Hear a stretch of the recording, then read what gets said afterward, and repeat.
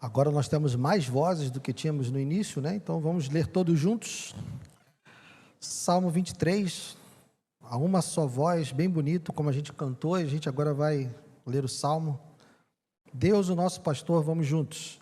O Senhor é o meu pastor, nada me faltará. Ele me faz repousar em pastos verdejantes, leva-me para junto das águas de descanso. Refrigera minha alma, guia-me pelas veredas da justiça, por amor do seu nome. Ainda que eu ande pelo vale da sombra da morte, não temerei mal algum, porque tu estás comigo. O teu bordão e o teu cajado me consolam. Preparas-me uma mesa na presença dos meus adversários. Unges a minha cabeça com óleo, e o meu cálice transborda. Bondade e misericórdia certamente me seguirão todos os dias da minha vida, e habitarei na casa do Senhor para todo sempre. Aleluias. Senhor, obrigado. Mais uma vez, te agradecemos, ó Deus, por essa porção da tua palavra. Que o Senhor fale conosco, que o Senhor nos abençoe, nos alimente, ó Deus, com a palavra que vem da tua boca. Ó Deus, que o Senhor supra cada uma das minhas deficiências, cada uma das minhas incapacidades, que o Senhor venha suprir, e que o teu Espírito fale ao nosso coração nessa noite, e que o teu nome seja exaltado, que o teu nome seja glorificado, que vidas sejam edificadas, transformadas, curadas, libertas, Senhor, pelo poder da tua palavra. É o que te pedimos e já te agradecemos, em nome de Jesus. Amém. Pode sentar, querido. Esse salmo é pequeno, muitíssimo conhecido, mas não sei se você já tinha reparado que ele é dividido em duas partes, né? Nós temos uma primeira parte que vai do verso 1 ao verso 4, onde ele faz uma analogia do pastor, e os versos 5 e 6 que já não estão mais usando essa analogia. Então nós vamos analisar um pouco esse salmo. A analogia de Deus, do Senhor, como um pastor, não é algo que foi inventado por Davi. A gente pensa, né, por Davi ser pastor de ovelhas, a gente pensa, ele deve ter então associado o seu trabalho, a sua tarefa, com a tarefa de Deus, com o trabalho de Deus, então ele compôs esse salmo. Na verdade, é largamente espalhado pelas Escrituras essa analogia, começando então lá por Israel, Jacó, Gênesis capítulo 48, vai lá rapidinho, Gênesis 48. Deixa marcado aí o Salmo 23.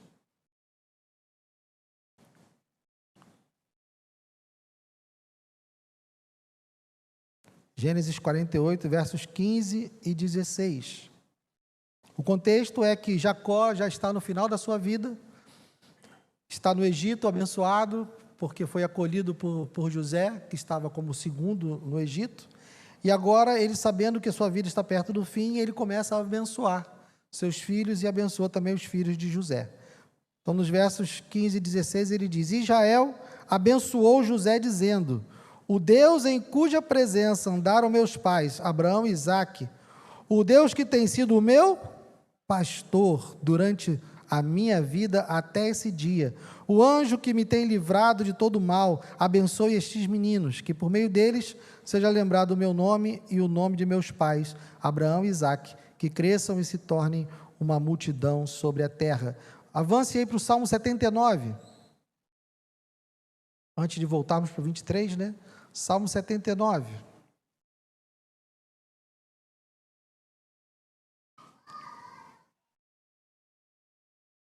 É um salmo de Asaf, não é um salmo de Davi.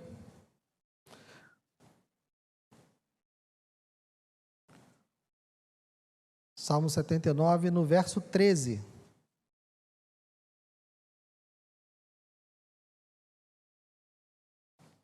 Diz assim: quanto a nós, teu povo, e ovelhas do teu pasto, para sempre te daremos graça de geração em geração e proclamaremos os teus louvores. Só mais um, 95, avança um pouquinho, Salmo 95, no verso 7.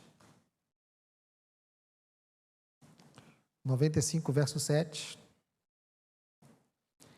Ele é o nosso Deus, e nós somos povo do seu pasto e ovelhas de sua mão. Pode voltar para o Salmo 23. Então veja que essa analogia do Senhor como um pastor e do seu povo como uma ovelha, como ovelhas, já não é algo que é inventado por Davi. Davi, ele usa essa analogia, mas ele está demonstrando um conhecimento que ele também tem da palavra de Deus, demonstrando um conhecimento de como Deus tem sido chamado assim através dos tempos, e ele entende esse relacionamento de uma forma particular, pelo fato dele próprio ter sido um pastor, mas ele não foi um inventor dessa expressão das Escrituras, ele está simplesmente mantendo aquilo que ele aprendeu, de que o Senhor é um pastor que guia o seu povo, que cuida do seu povo e que está vigiando e protegendo o seu povo. Vejam nos versos seguintes, no verso 2, ele vai usando, verso 2, 3, ele usa verbos aqui, ó, ele me faz repousar, ele leva-me para junto de águas tranquilas, refrigera minha alma, guia-me pelas veredas da justiça. São verbos que mostram que é o Senhor que está realizando essas bênçãos na vida dele. Ele dizendo que o Senhor é o pastor e que nada faltará a ele, ele faz aqui uma lista de coisas que o Senhor está provendo na vida dele. Davi está falando aqui da provisão de Deus na vida dele, de como Deus está realizando essas coisas. É Ele que está guiando, é Ele que está levando ele para as águas tranquilas, é Ele que está fazendo ele repousar, é Deus que está realizando todas essas obras na vida de Davi. Então Davi não está numa posição de dizer que tudo que ele tem, que tudo que ele recebeu, todas as benesses que ele tem, foram conquistadas com o seu poder, conquistadas com a sua força. Ele reconhece que tudo que ele tem, que todas as coisas boas que ele tem na vida dele, foram dadas por Deus, pelo Senhor, que é o seu pastor. É um reconhecimento de Davi aqui. Então ele vai dizer, por que Deus faz isso? No verso 3 ele diz, por amor do seu nome. Davi, ele está escrevendo esse salmo e há alguma divergência de quando Davi escreve esse salmo. A maioria das pessoas, dos estudiosos, vão dizer que Davi escreveu esse salmo quando era um pastor ainda, antes de ser rei. Mas eu vou acompanhar João Calvino e vou concordar com ele, porque os versos 5 e 6 não parecem ter sido escritos por alguém que vive a realidade do campo. E Calvino vai defender que ele escreveu esse salmo já quando ele estava de posse pacífica de Israel. Vocês sabem que Davi lutou muitas guerras. Davi lutou muitas guerras para poder expandir e conquistar o território de Israel. Mas em determinado momento, já no final do seu reinado, ele tinha a posse pacífica do reino. Ele não estava mais em guerra, ele não sofria mais ameaças. Então, ele está escrevendo esse salmo, eu concordo com Calvino nisso, ele está escrevendo esse salmo ao contemplar o reino que foi conquistado com tanta luta, mas que agora está vivendo um momento de paz, um momento de tranquilidade, e ele olha e vê todas essas conquistas, ele olha e vê todo esse reino, e todas as riquezas advindas desse reino, e ele contempla tudo isso já num lugar de descanso e diz, foi o meu pastor que me deu isso, foi o meu pastor que me garantiu essa paz que eu tenho hoje. Então Davi está escrevendo esse salmo, contemplando todas as conquistas, contemplando todas as benesses, e ele reconhece que foi dada por Deus, mas ele sabe que foi feito por amor do nome dele, não de Davi, de Deus. Davi sabia que a fidelidade de Deus maior é consigo próprio. Deus está sendo fiel às promessas que ele fez a Abraão, a Isaque e a Jacó, e também a Davi. Mas são promessas que Deus fez voluntariamente. Deus não tinha nenhuma obrigação com ninguém. Deus chama Abraão no meio daquele mundo inteiro. Eu sempre brinco, né, com a turma do Panorama Bíblico, que chamou Abraão lá no meio do mundo inteiro, e tinha um monte de gente lá, mas ele chamou só Abraão. E não importa quem estava próximo de Abraão, quem era amigo de Abraão, quem conhecia Abraão, Deus chamou Abraão e fez promessas a Abraão.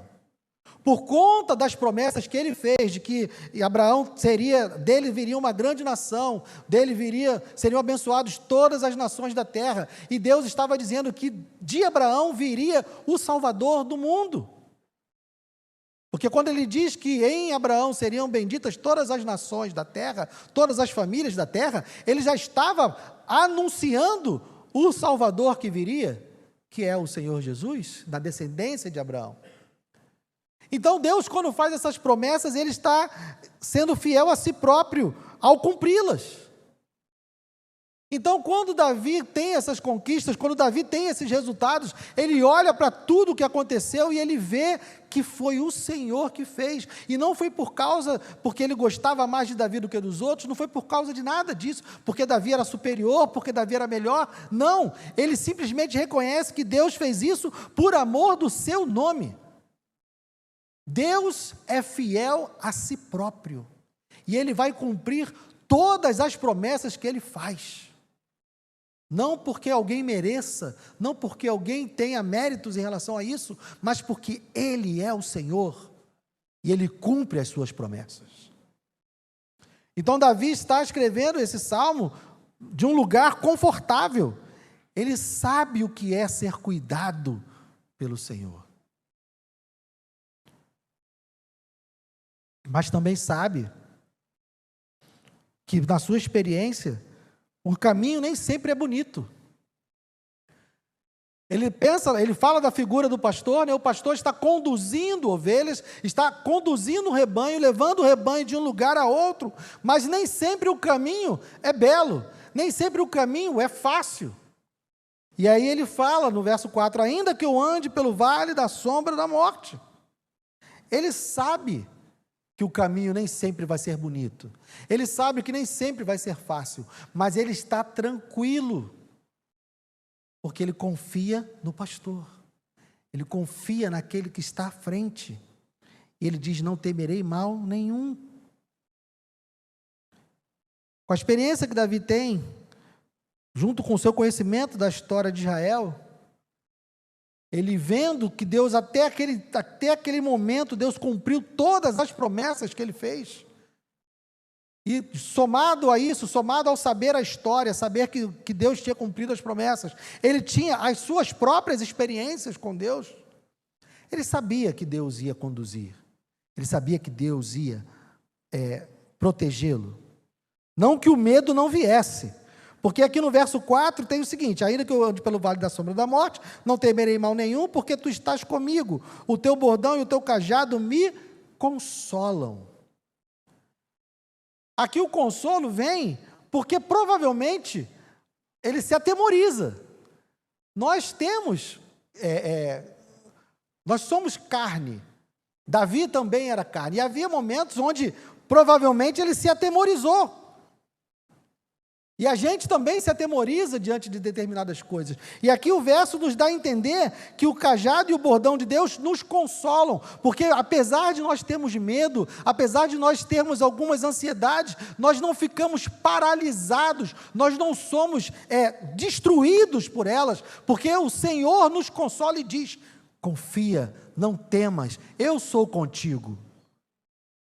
Então, quando Davi diz que o cajado e o bordão do Senhor o consolam, é porque quando ele chega a sentir o medo, quando ele chega a sentir a aflição de estar no vale da sombra da morte, ele não teme mal algum, mas porque ele foi consolado pelo pastor. Ele foi consolado pelo bordão e pela vara e pelo cajado do pastor.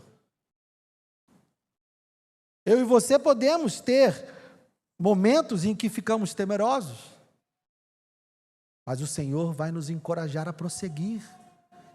E Ele vai nos dizer, não temas, porque eu sou contigo. Então Davi está aqui falando, usando a analogia do pastor com as ovelhas, para falar da provisão de Deus na vida dele, de como Deus proveu tudo que ele tem, de como Deus deu a ele todas as conquistas que ele tinha na vida dele. Do verso 1 a 4 ele está fazendo essa analogia, mas no verso 5 ele já agora fala da provisão de Deus sem nenhuma analogia. Por isso, é por causa desse versículo que João Calvino vai dizer que já é um Davi no final do seu reinado. Porque ele diz: preparas-me uma mesa na presença dos meus adversários, unges a minha cabeça com óleo e o meu cálice transborda. É a descrição de um banquete, é a descrição de uma festa real. Ungir com óleo numa festa real, os convidados eram banhados com perfume, eles eram perfumados, eles recebiam essa unção. O cálice transbordando aponta para a fartura, para realmente ter uma abundância de provisão, uma mesa farta. Então Davi agora está dizendo: olha, Deus me deu todas essas coisas, eu estou vivendo isso, essa abundância eu estou vivendo, mas foi Ele que me deu. Foi Ele que colocou isso na minha vida. É a realidade que ele está vivendo naquele momento. Mesa farta. A vida de Davi estava, então, cheia de bens e cheia de riquezas. E aí ele termina essa descrição no verso 5 e passa no verso 6 e diz: bondade e misericórdia certamente me seguirão todos os dias da minha vida, e habitarei na casa do Senhor para todo o sempre. Nesse versículo nós temos aqui duas visões de futuro. Uma visão de um futuro próximo, quando ele fala da sua vida terrena, dos seus anos ainda nessa terra, quando ele diz: bondade e misericórdia certamente me seguirão todos os dias da minha vida, porque Deus tem cuidado dele até aquele momento, ele sabia que continuaria cuidando dele nos próximos anos da sua vida. Essa é uma visão de futuro, uma visão que vai até o limite da sua vida terrena. Mas então ele aponta agora para uma outra visão de futuro, mais distante, mais longa, e ele diz: habitarei na casa do Senhor para todo sempre. Davi aqui apresenta agora uma visão de eternidade que ainda não havia sido completamente desenvolvida na teologia do Antigo Testamento. Eles sabiam do Messias, eles sabiam do Salvador, eles sabiam da ideia de viver eternamente com Deus, mas eles ainda não tinham a revelação completa como nós temos hoje. Então Davi aqui, inspirado pelo Espírito Santo, aponta para uma habitação eterna na casa do Senhor, uma habitação eterna na presença do Senhor. A visão de eternidade já está presente no coração de Davi. Ele já tinha essa visão, esse sentimento. Então esse salmo, ele é escrito por Davi num momento onde ele está vivendo uma vida bastante regalada, bastante farta, num momento onde a maioria das pessoas esquece-se de Deus, num momento onde a maioria das pessoas acaba deixando Deus um pouco de lado. Davi, não. Davi, nesse momento onde ele está contemplando todas as conquistas, contemplando tudo que ele acumulou no seu reinado, ele se volta para Deus e se lembra de que o Senhor é o seu provedor. E agora, antes de partirmos para a aplicação desse salmo para nós, eu queria comentar algumas coisas. Enquanto eu me preparava para essa mensagem, eu me deparei com vários estudiosos que resistem em reconhecer que o Salmo 23 está falando de uma provisão material. Aqui, Davi está dizendo que Deus encheu ele de bens. Davi está dizendo que Deus encheu ele de propriedade, de conquista, de tesouros. É uma realidade material. Mas por que essa resistência? Porque nós temos hoje uma corrente, teológica que quer nos fazer achar que Deus nos prometeu isso, que nós seríamos ricos, que nós teríamos bens, que nós teríamos muitas coisas. Mas a grande verdade é que a linguagem do Antigo Testamento é uma linguagem material. E eu já tive a oportunidade de compartilhar com os irmãos isso algumas vezes, mas vou reforçar hoje. Bênção no Antigo Testamento era fertilidade, terra, propriedades, né, gado, saúde, vida longa.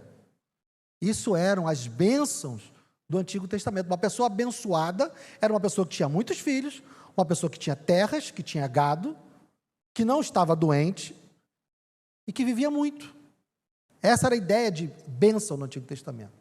Quando se fala de maldições no Antigo Testamento, enfermidade, esterilidade, morte, escassez, né, falta de alimento, falta de terra. Essas são as maldições do Antigo Testamento. Mas essas bênçãos e maldições do Antigo Testamento são sombras das verdadeiras bênçãos e maldições que seriam reveladas no Novo Testamento. Então não há problema, dentro do contexto, dentro da linguagem de Davi, ele estar falando, de fato, de bens materiais. O que a gente não pode é transportar automaticamente essa realidade, esse contexto, para hoje. Porque aí a gente estaria fazendo um anacronismo, estaríamos cometendo um erro ao fazer esse transporte direto, porque a gente estaria ignorando o fato de que essas bênçãos e essas maldições do Antigo Testamento são sombras das verdadeiras bênçãos e maldições. Quando a gente vai para o Novo Testamento, o que é bênção? É a presença de Deus, é a vida eterna, é o perdão dos seus pecados, é ser admitido na família de Deus. Essas são as bênçãos, é a eternidade com Deus. As maldições do Antigo Testamento são inferno, condenação eterna, morte eterna. Então, as condenações do Novo Testamento são muito mais duras e muito mais severas do que as do Antigo Testamento. Porque uma pessoa poderia ficar enferma, mas não tinha uma afirmação de que ela iria para o inferno. No Novo Testamento, Jesus diz: não tema aquele que pode matar o corpo, mas tema aquele que pode lançar tanto o corpo quanto a alma no inferno. Então, as palavras do Novo Testamento são muito mais duras. Então, para a gente poder aplicar corretamente o Salmo 23, um salmo de Davi, um salmo que fala das bênçãos materiais que Davi teve, é necessário que a gente entenda essa diferença. De que as bênçãos do Antigo Testamento são sombras das bênçãos verdadeiras que seriam reveladas no Novo.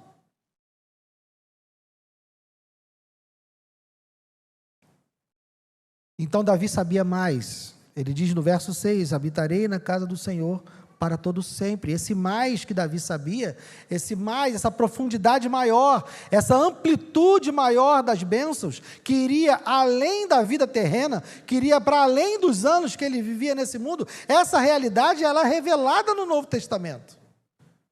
Eu e você estamos num lugar privilegiados em relação a Davi. Nós sabemos coisas que Davi não sabia. Nós aprendemos coisas que Davi não aprendeu.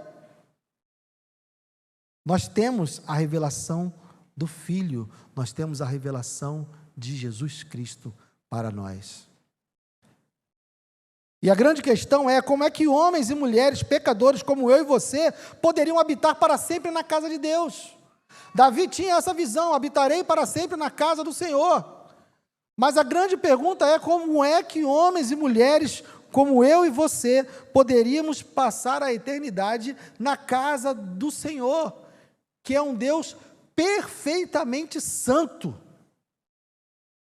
onde não há nenhuma sombra, nenhuma mancha, e quando na verdade eu e vocês somos a mancha, né? Somos pecadores.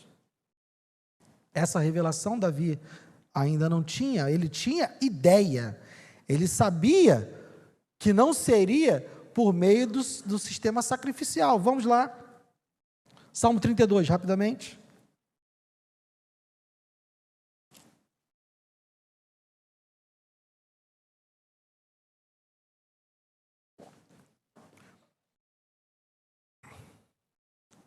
Salmo 32, Davi. Bem-aventurado aquele cuja transgressão é perdoada, cujo pecado é coberto. Bem-aventurado é aquele a quem o Senhor não atribui iniquidade, em cujo espírito não há engano. Enquanto calei os meus pecados, envelheceram os meus ossos pelos meus constantes gemidos todo dia. Porque tua mão pesava dia e noite sobre mim, e o meu vigor secou como no calor do verão. Confessei-te o meu pecado, e a minha iniquidade não mais ocultei. Eu disse, confessarei ao Senhor as minhas transgressões, e tu perdoaste a iniquidade do meu pecado. Avança aí, Salmo 51. Salmo que Davi escreveu logo após ser desmascarado lá no seu adultério com Batseba. Salmo 51.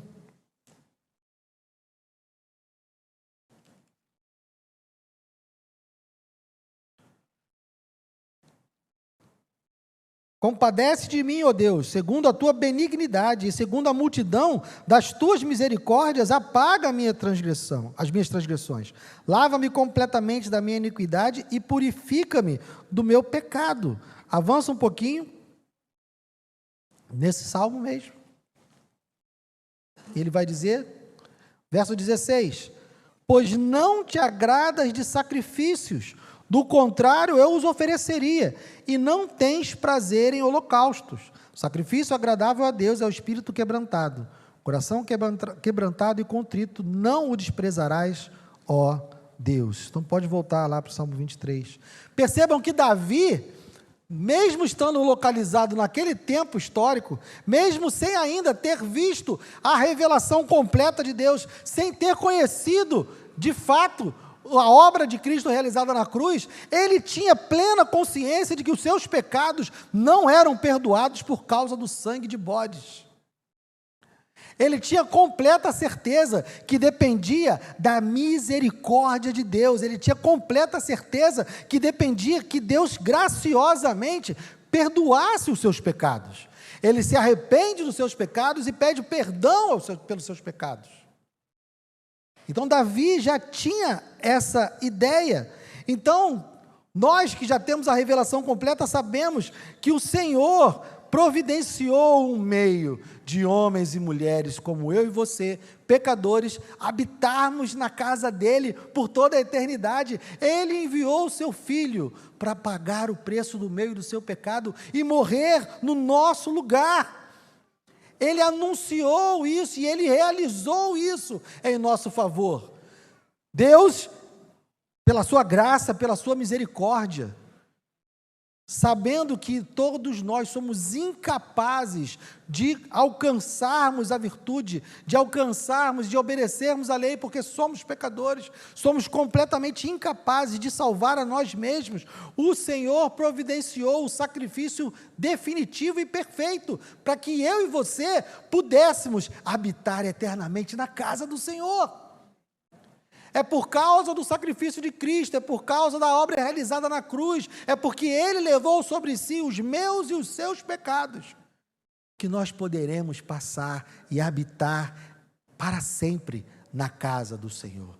Essa é a revelação maior das Escrituras, e é por isso que a gente encontra pistas dessa revelação, encontramos indícios dessa revelação por toda a Escritura. Porque esse é o plano de Deus para salvar o pecador, enviar o seu Filho santo e justo para pagar o preço do pecado de homens e mulheres como nós. Então, esse Jesus, o Deus encarnado, ele vem e nos explica como Davi estava certo. Vamos lá, João capítulo 10.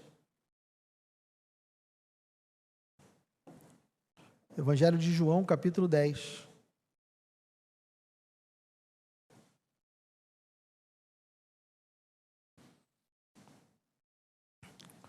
O capítulo 10, do 1 ao 21, tem 3 citações, tem 3 eu sou de Jesus, com relação às ovelhas e ao bom pastor. Mas vamos ler a partir do verso 11.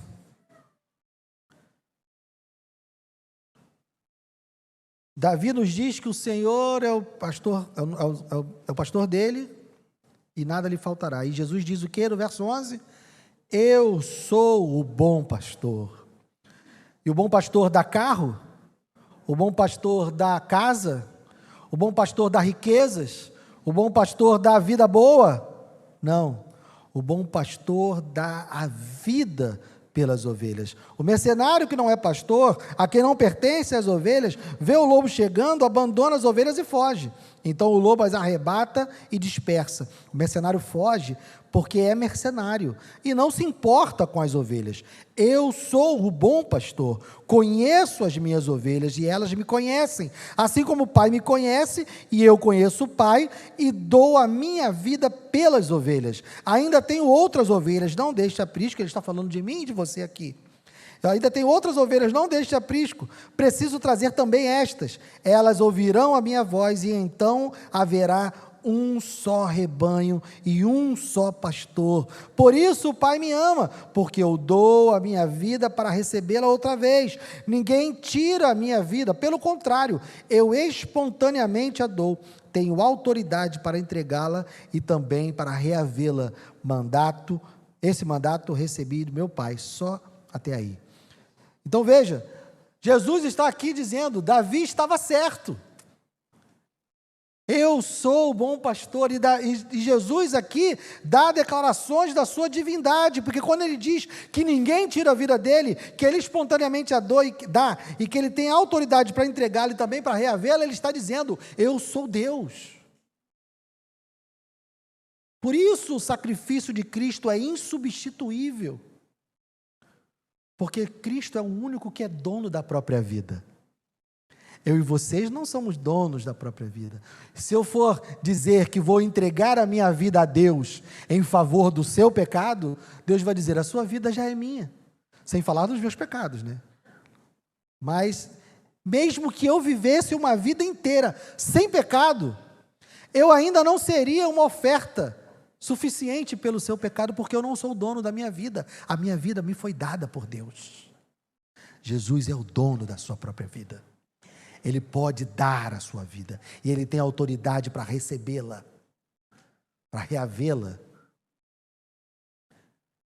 Então Jesus está aqui declarando, eu sou Deus, eu sou o bom pastor, mas não porque dou as bênçãos que Davi descreve. Aquelas bênçãos que Davi descreveu são sombras, são apenas ilustrações da verdadeira bênção. Mais do que casas, mais do que carros, mais do que bens, mais do que um reino, mais do que propriedades, mais do que posições de destaque. Eu vou te dar muito mais do que isso, eu vou te dar a minha vida. Porque é por meio da minha vida que você terá vida. É porque Ele entrega a vida dele na cruz, é porque Ele se submete ao sacrifício, é por meio da morte e da ressurreição de Cristo que eu e você temos a certeza de que estaremos eternamente com Ele. Da mesma forma que Davi tinha certeza que bondade e misericórdia o seguiriam até o fim da sua vida, e da mesma forma que ele tinha certeza que habitaria eternamente na casa do Senhor, e ele confiava nisso porque ele conhecia as promessas de Deus, porque ele sabia que Deus cumpre as suas promessas. Da mesma forma, eu e você podemos ter essa certeza. Davi tinha uma mesa colocada diante dele, uma mesa preparada diante dos seus adversários, e ele era ungido com óleo, e o seu cálice transbordava. A mesa que ele estava descrevendo no capítulo 23, no Salmo 23, era uma sombra do verdadeiro banquete. E nós estamos diante da mesa do Senhor hoje, que não é uma mesa que serviu comida apenas, mas Jesus faz a associação do pão com a sua carne. Jesus associa o vinho ao seu sangue, e esse memorial é nos dado para que a gente se lembre de como fomos servidos pelo bom pastor. Ele deu a vida para que a gente pudesse habitar na casa do Senhor. todo aquele que se refugia em Cristo, todo aquele que se arrepende dos seus pecados, todo aquele que renuncia à sua justiça própria e declara: eu sou um pecador e não tenho condições de salvar a mim mesmo, Senhor, me salva. Todo aquele que invoca o nome do Senhor será salvo por causa da obra que Ele realizou. A mesa nos lembra esse sacrifício, a mesa nos lembra a razão de nós podermos confiar nas promessas de Deus, porque Jesus já cumpriu tudo. Ele na cruz disse: está consumado. Não depende de mim ou de você, é Ele. Da mesma forma que Davi reconhece, Davi olha para aquele reino, Davi olha para todas aquelas coisas, todas aquelas conquistas, e ele olha e diz: não fui eu que fiz, foi o Senhor. Eu e você também podemos ter a certeza de que o nosso bom pastor, que deu a vida por nós, ele está nos conduzindo para a Nova Jerusalém, e ele vai nos levar até o fim, porque Ele é fiel e Ele cumpriu todas as promessas que Ele fez até hoje. Então, se você ainda não entregou a sua vida ao Senhor Jesus, se você não pode dizer ainda que é ovelha desse bom pastor, faça isso hoje. A mão dele está estendida ainda para salvar. Você pode se arrepender dos seus pecados hoje. Você pode dizer: eu não tenho condições de me salvar, eu realmente sou um pecador e preciso de um Salvador, porque a mão dele ainda está estendida para salvar. Mas se você já é um cristão, se você já está rendido, se você já confessou os seus pecados ao Senhor, então você pode olhar para esse salmo, você pode olhar para essa verdade e saber que o bom pastor, ele não vai deixar que você se perca no caminho. É Ele que garante que você vai chegar no final, é Ele que sustenta a gente no caminho até o final, porque se nós não entramos no rebanho por nosso mérito, não é o nosso mérito que vai nos levar até o fim, continua sendo Ele, continua sendo os méritos dEle, continua sendo Ele realizando todas as coisas na minha e na sua vida. É por causa da fidelidade dEle ao seu nome que eu e você vamos entrar no céu. Não por mim, não porque você pode, não porque a gente é bom, não, é porque Ele é fiel ao seu próprio nome. Aleluias. Vamos participar da mesa.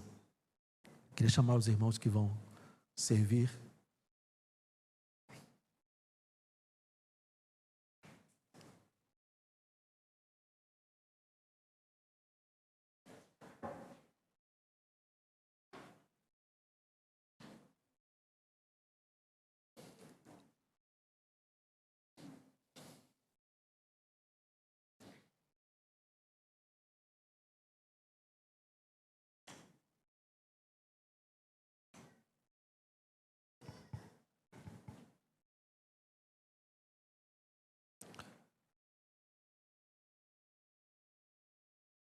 Estamos nos lembrando, e o Senhor Jesus nos deixou esse memorial, nos deixou essa refeição, para lembrarmos daquilo que Ele realizou. Porque a verdade é que eu e você temos a tendência de nos esquecer. Eu e você temos a tendência de achar que com o tempo nós estamos ficando merecedores. Mas Ele nos lembra que é por causa do sacrifício dEle. Senhor, obrigado. Obrigado por esses elementos. Obrigado por esse memorial. Obrigado por nos deixar, Senhor, essa refeição, para que fôssemos lembrados de que o Senhor é quem realiza tudo. Que o Senhor é o Salvador. O Senhor é o sustentador. E o Senhor é o garantidor. É por sua causa, é pelo seu nome, é pela sua fidelidade que nós estamos indo. Muito obrigado, Senhor. Obrigado por esses elementos. Que haja renovação, que haja salvação, que haja, Senhor, entre nós uma renovação da nossa aliança. Perdoa os nossos pecados, Senhor. Perdoa a nossa fraqueza. Perdoa a maneira como temos vivido até aqui. E ajuda-nos a viver diferente a partir daqui. Ajuda-nos. Em nome de Jesus. Amém. Pode servir.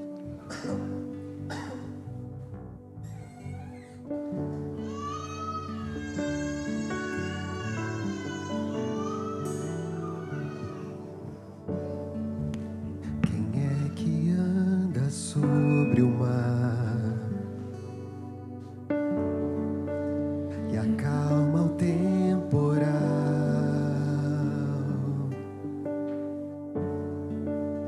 que alimenta a multidão e cura todo o mal? Tu que és eterno Criador, tu glorioso Santo e Rei de amor, quem é maior que os medos meus e tudo satisfaz,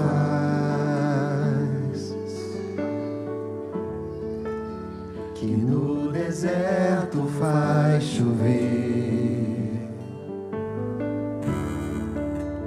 o príncipe da paz, tu que reinas no meu coração, és o alvo da minha paixão. Na cruz amaste a mim e foste até o fim, Cordeiro que foi morto, Filho de Deus.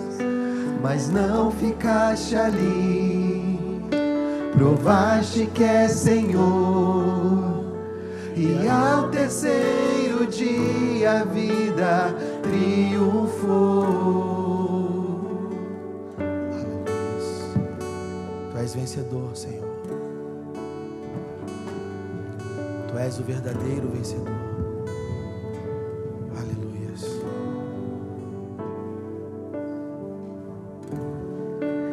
Quem é maior que os medos meus e tudo satisfaz,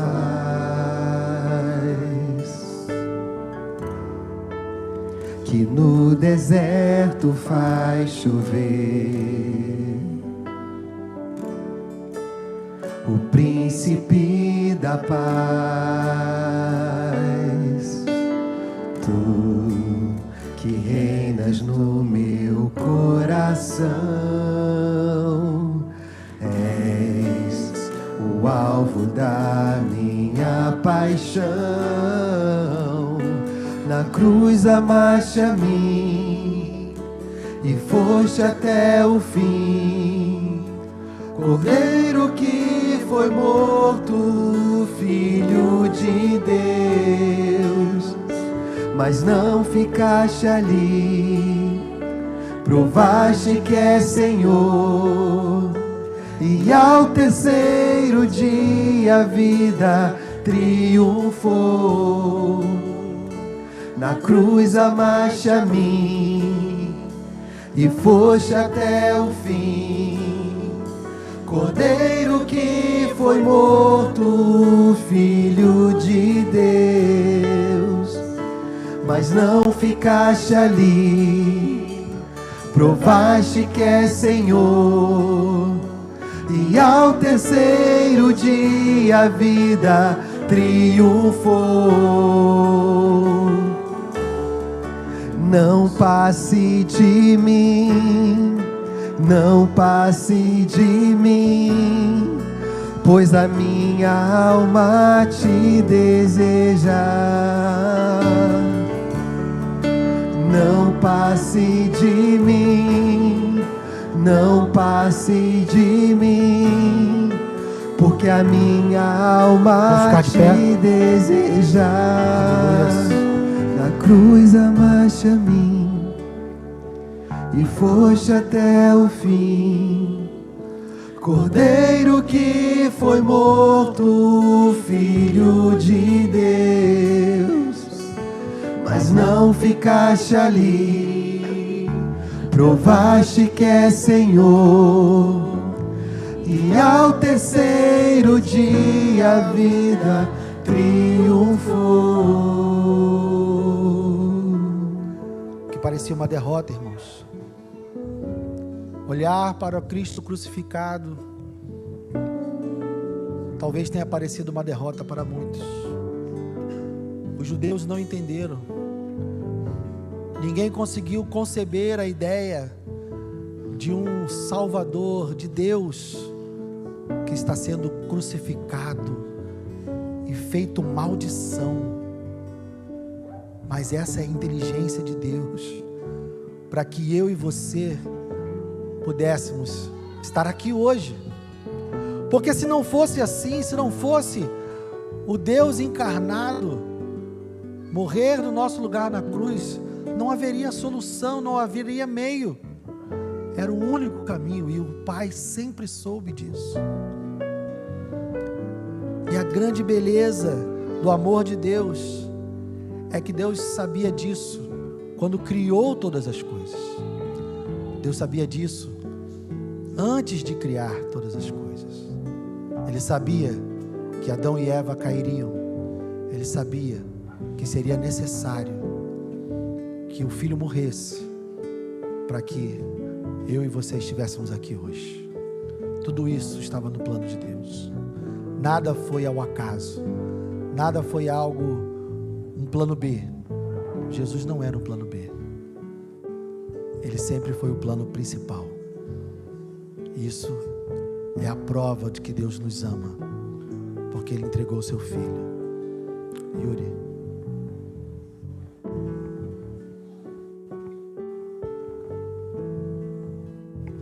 Erga o seu pão. Amado Deus e Pai, obrigado que nós estamos aqui na Tua presença, segurando este elemento que fala do Teu corpo. Corpo este que assumiu o nosso corpo naquela cruz. O Senhor tomou o nosso lugar. Não há ninguém digno, Senhor, hoje, nesta noite, na Tua presença. Só o Senhor é digno. Estamos aqui na Tua presença pelos méritos de Cristo.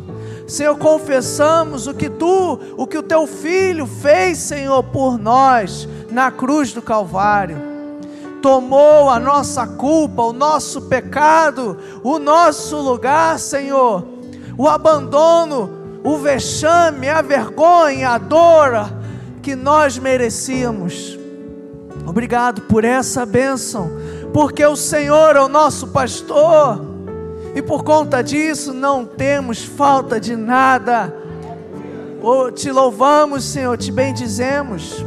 E também anunciamos através deste pão que receberemos, Senhor, novos corpos, Senhor. Corpos sem a mancha do pecado, sem a mancha da dor, da miséria, da morte.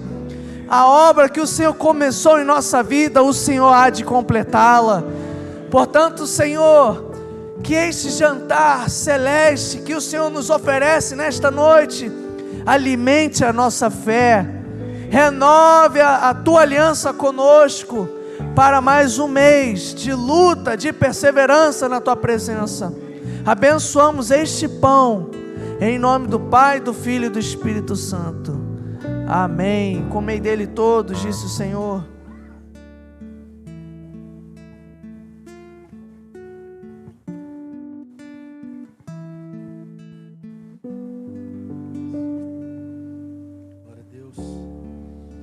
Glorifique o nome do Senhor.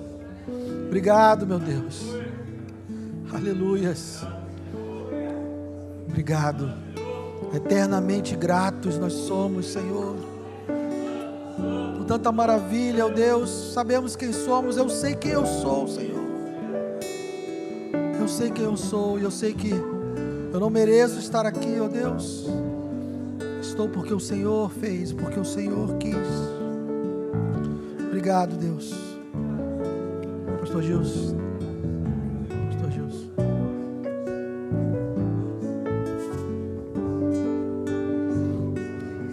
Obrigado, Senhor. Graças te damos. Porque o pastor de Davi, que é também o nosso pastor, é suficiente. Pela suficiência da tua obra, pela suficiência da cruz, pela suficiência do sangue derramado. Habitaremos na casa do Senhor, porque o Senhor fez provisão para nós, perdoou os nossos pecados e nos deu vida. Nos deu vida. Obrigado. Nós abençoamos o cálice e bendizemos o teu nome, Senhor, pela bênção de podermos participar da tua mesa em tua memória nesta noite. Bebei dele todos, disse Jesus.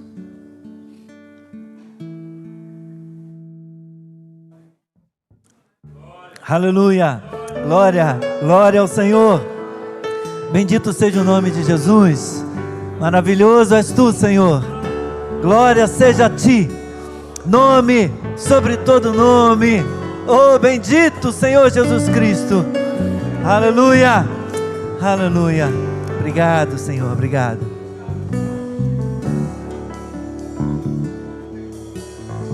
Aleluias.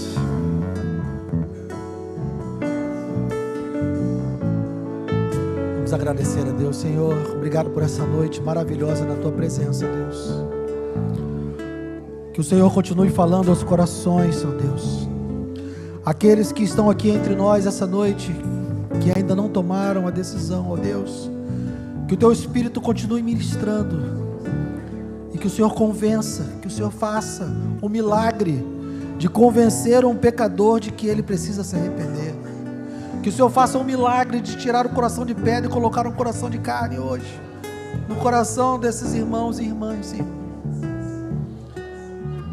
E também te peço que o Senhor dê a certeza da salvação aos teus filhos. Oh, Senhor, nada falta para que nós entremos na tua casa. Nada falta porque o Senhor, o bom pastor, proveu. Nada falta.